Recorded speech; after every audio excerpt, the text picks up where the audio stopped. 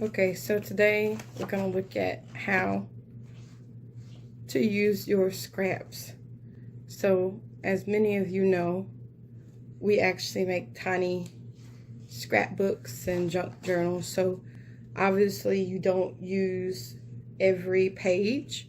And so, for the size of pages that we make, which is A5, usually you can have one A4 sheet, or if you use the 12 by 12 scrapbooking sheets, the big ones, you can get about 2 out of there.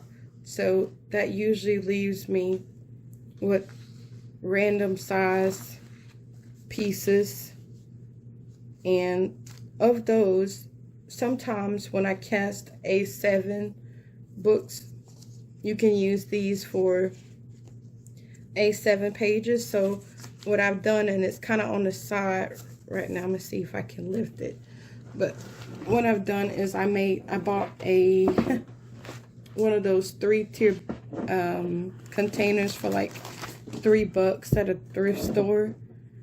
And so I kind of sized it, so I put A7 here and extra scraps. I put my what could be an A6 page, and then I put like the whole pages that I want cut eventually, or in this case I have a bunch of scrapbook pages that I already cut, and they come out, let me just pull one out, they come out looking kind of like this once you cut them. Anyways, like I was saying, you can make this into an A7, like a little tiny notebook. Let me see if I can go find one. So I found one. So this is one of the little demo ones I made for one of my other videos, but you can see this would definitely fit in A5, so A7, excuse me. So if I wanted to do an A7, then I could cut these for that. So this is too small for an A6, but there's lots of other stuff that you can do with it. So I'm going to show you a few things that you can do with random scraps. Like, a lot of people may not have these because they may be doing the whole 12 by 12 book, which I think is really expensive and kind of a waste of effort. But if you do like the 8.5 by 11 books, or you do A5s, A6, and A7 like I do, then you'll probably have a lot of stuff laying around. So I'm just going to show you a few things that you can use it for. So you have really cool paper like this that has really detailed work. It may not work for some of the methods that I have. So for something that's really neat and detailed, I recommend doing something artsy with it. So these are some of the paper clippings we have, and I realized that the machine to make buttons is kind of pricey, but they always have 60% off and 40% off coupons. So I would advise you to wait until these things are not on sale so you can use it. So I think I got 40% off of my button machine, which is a lot. So, and also I already made like $20 from my buttons. No, about 50 actually. I made about $50 because a private buyer actually had me make buttons for them. Whatever they wanted, I just made buttons for them. So it made about the cost of the machine back already. But I like to take my scrapbook things that are really interested and make backgrounds, or you can just, if it's really cute like this, you could even just make the button that way. Like, I sold some from this paper. I just cut this as a button and just put a button on it, and that was it. No decorations, and it sold. Sold 2 of them. So this one is one of the ones I made. This is my husband's artwork. And then this is an actual page from Dracula in the background.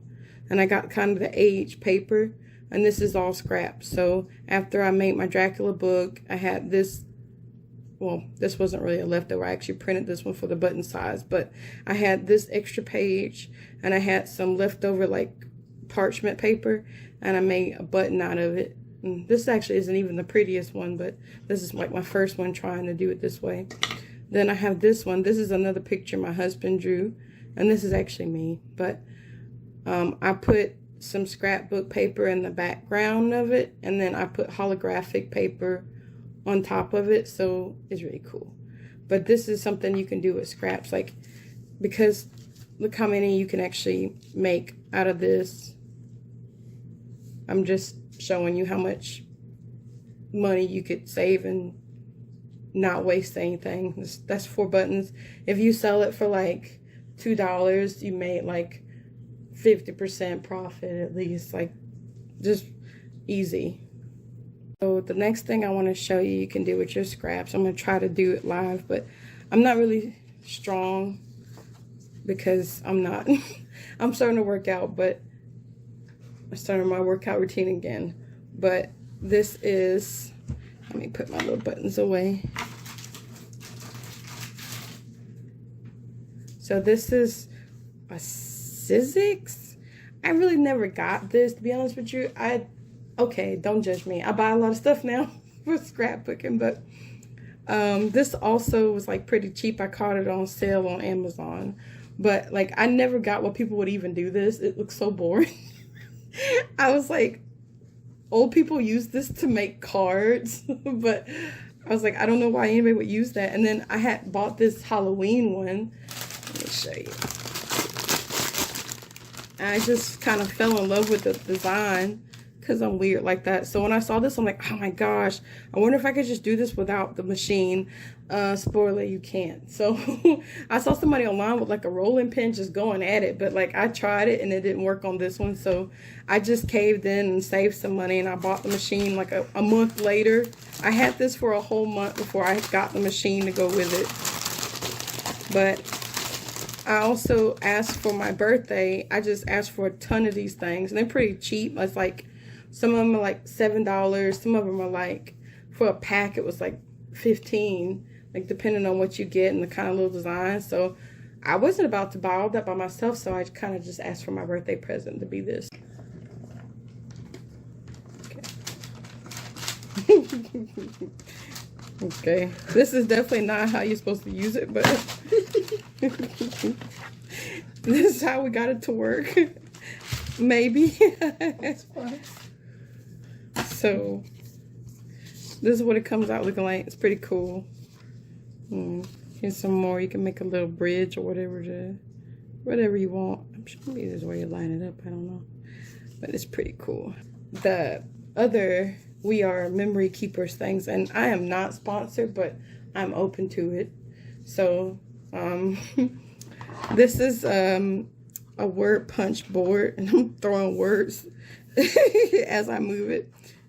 It's a word punch board. Oh. So basically it lets you punch out things in an even space manner, and today I'm going to completely not do it correctly just for fun. Let's see, what I did also before we get started on the little devices, I guess I recommend getting some of these. Like I got this for like $2.50. This whole puzzle, it had somebody's name on it, but you know, I erased it, it's fine. And then this one was $3.50, but it's so useful because for these word cutouts, like you can do a kind of a longer word with this one, but it's gonna take effort. And the one that I have after this one is really limited because of how big the letters are.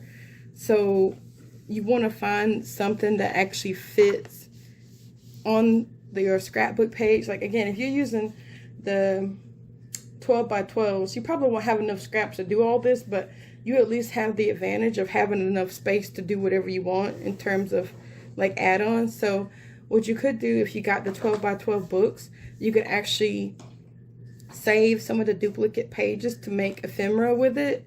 So then you wouldn't really care how big the letters are or how big the words are. So that could be an advantage. But if you're like me and you do smaller books, or you use a pre-made notebook that's tiny, then you won't be able to put like energizes on the page like with the other tool. So this little one, it can do it, but like I said, it's really tedious. You have to, I'm going to show you how it works. So what you can do is look through this and kind of just look like what you want it to say, and then look at the words and how, like for example, I don't know why you would say wrong, but hey, it says latter part wrong. It's kind of weird that this would be considered like a scrapbooking tool, but it is. And also you can impress people when you do puzzles. Here we go. Love. So this one has, it goes 4 words already, but 4 letters already, but there's 3 letters in ammo, for it, amas, ama, amor. So like, or peace, there's a 3-letter packs. Like stuff like you want to do scrapbooking and have cool little words that you don't have to buy. Like you can just look this up and it'll give you like the actual letter count in each word, like sly, foxy, wily. Alright, so here's my list of words. So first let's do this punch board, and I want to do, let's see, no, that's not what I want. Let's try to do,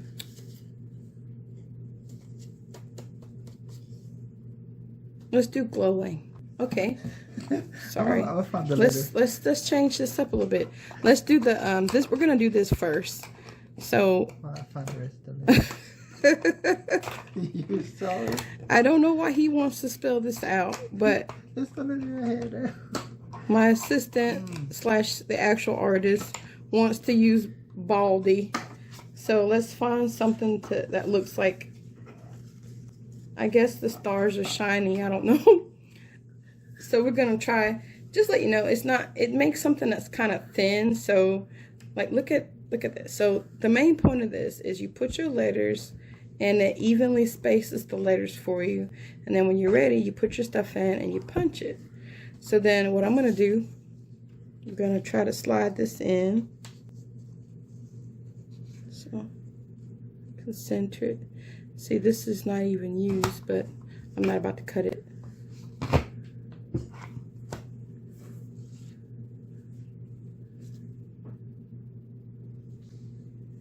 So that was his message to you, Baldy. And what you can do, which I don't really, I'm not going to kill myself trying to do this. I mean, if you're really bored and you have like a spray-on adhesive or something like that, and like those little tiny tweezers everybody uses, you could try this. But Baldy is here, and you could technically like collect the pieces and try to tape it on something. It just sounds like it would make your nerves bad and you'll have a headache, so I wouldn't do it. But this is pretty cool. And then you could take it to your paper slicer, or you could just take it as is and just stick it on the page. Like that would be a cute little accent piece if you were making a journal about Baldy. So let's see, what are we doing? I don't know. So I wanted to do something like, oh, we can do music. Let's see, I wanted to do one with a repeating thing to show you. Okay, let's do glow. What you had, glowing? But I want, let's see, let's go ahead and try. I wanted to show you how to do this a dumb way. So first, you do your first letter. You put the next letter.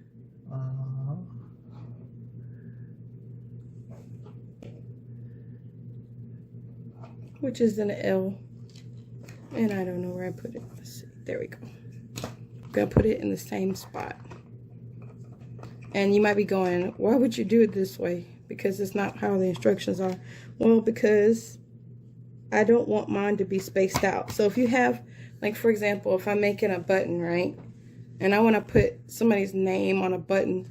Well, I can actually do this cool thing where I slice this and it can be like a little label in the middle. But if I was to try to do it the way that the instructions say, then what will end up happening is it's too spaced out to fit on a button, and it takes up a lot of room. So if you don't have a lot of room, or you don't like the way the font is, you can do what I'm doing, which it still spaces it out evenly for you. And I see an O. Is this an O? Wow. So? You sure? It's really weird. Looks like a C, no? It's a C. I guess they tried to save money and they just turned the stamp. They sound like me. So I'm just lining it up with the end of the other, like this little box is at the very edge of the previous letter. Let me go. Oh, there we go. That's pretty neat. I wish they would have did the whole, you know, O, but I mean, if that's what they could afford. I don't know why they complete the letters. Is that a U, perhaps? No. Where's the U? Right there. Oh no, that's not a U. That's awful. Oh well. But like I said, you kind of line it up at the end. Then I. Sometimes, I'm going to be honest with you, it's a lot easier to do this when you have a friend or a relative or a partner, because when you get into it and you start crafting, you're not spelling right. You could just write it out so you can follow. Like, you just get into it and you start doing stuff. Can't tell you how many times I misspelled. Like, one time I was making a badge for somebody and I misspelled the name like 3 times. Luckily, I had a bunch of that scrap, so it wasn't that bad. But I was like, oh my God, how many times I'm going to put the wrong letter here? Like, I kept picking up the A for some reason. I don't know. But now look at the difference. So we got giant space baldy. And then, like, this little word is the same, just a little bit shorter than the giant one.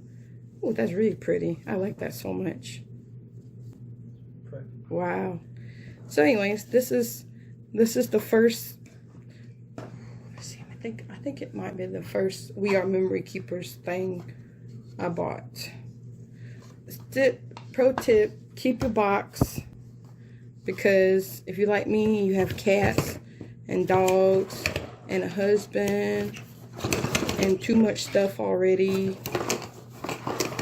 Like, you're gonna lose these little things. And I like the little, they have like the little, they punched out the dates on their stuff. Supposed to. Oh yeah, you can do that too, sure. Good luck with that. They are so annoying to unlock, I'll be honest with you too.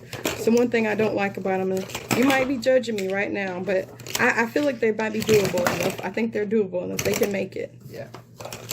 And the cat has thrown this off my table many times, and it still made it, so. Keep it in the box, and I keep this in a little crate with all my other Sizzix and my other craft stuff. Now, the last thing I want to show you is the other thing I spent money on, which this isn't that bad. I got it. Here's another pro tip, and you can tell everybody that I told you.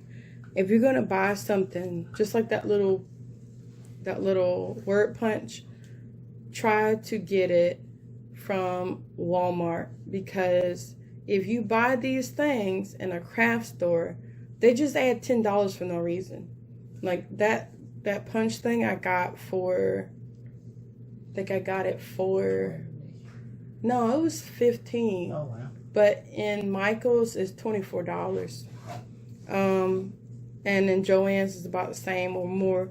And this one, I think I got this one on Amazon actually, but it was on sale.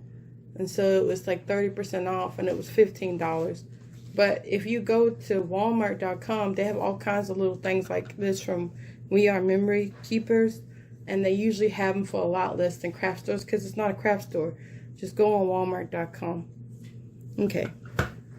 So this one, I'm going to be honest with you, I am directionally challenged. So what that means is, if you've got a turn, so this one does rounding. This one does a cool little peak. This one cuts a hole in it. This one is the blade that goes inside of the the little holes. And as you can see, I'm not really familiar with it because I don't actually do this. I let my husband do this because I'm so bad at it. It comes with an instruction manual, and it shows you how to turn the letters. So there's a big one. It's big. Like, it makes letters like this big for like banners and party stuff. I don't really need that. I need something that I can fit into a little book. So this is how big the letters come out. And ignore this weird looking O because that was some experimenting we did. So if I was to do this, my letters would come out looking just regular and normal. And there's actually, I think, a guide on the back that shows you like a decorative font you could use. But my husband just invents stuff. So this is not normal, and he just made his own font up. So I just let him go wild. After I saw him just start going to town with stuff, then I just said, I'm not doing this then. Because he's already a pro at it, and I'm not wasting my time. What I did do, though, I went through my scraps. So I went through all of my little scraps, and let me put this guy here who's really cool. And I made, and don't be mad at me for using plastic bags because I reuse them. I do. I have a bag of bags, and then when I'm done using my bags, I put my bags in the bag of bags, and the next time I need a bag, that's why they look beat up. So, because I used them before. That, and I'm heavy-handed. But I took all of my scraps and I cut them to the length, which is 1.5 wide and 2.5 high. So inches. Except for the M and the W, which would be 2.5 by 2.5. Except for the M and the W, which is 2.5 by 2.5, which I didn't know because I don't do this, but I do pick out my little stuff. So I found all the scraps I liked, and I have them. One day I'm gonna buy one of those little flashcard organizers so I can put these in there and use them for whenever I want a letter. Because I'm gonna show you how cool this is. And when I say I'm gonna show you, I'm not doing it. Fred is. So let me just let them all fall. I'm gonna take my little words and I'm gonna start calling out words, and then he's gonna show you how to do some cool fonts that are not in this guide.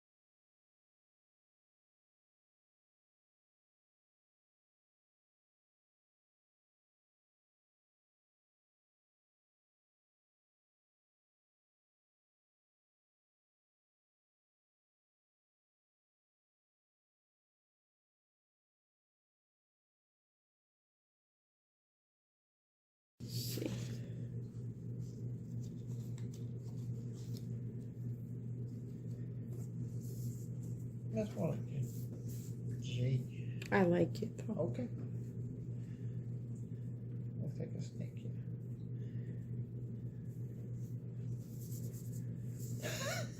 Okay, so if you don't mind, let's see. Now, the next thing we're going to do is do cute cat one. So I want to find some cute font.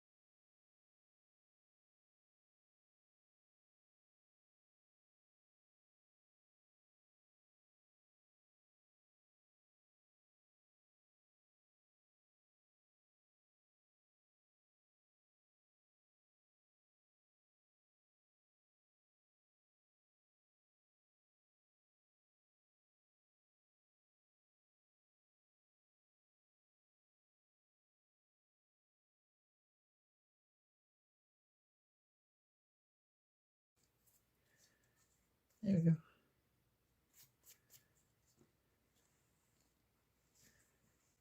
CTA. Oh, wait. We have a CTA. Oh, that's cute. Little kitty cat. Okay. They have cat ears. It's kind of hard to see. Let me put it on something that's dark. Hold on a minute. Hold on a minute. Oh, that's cute. There we go.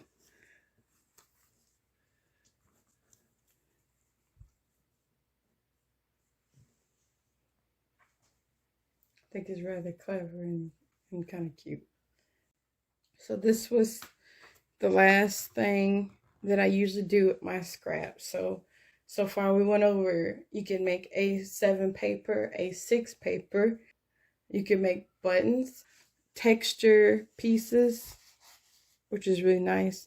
And then I also showed you the little letter or the word punch machine here. You can use them for that kind of thing. And also, if you get one of these, you can use them for kind of bigger letters. Yeah, don't throw away your scraps.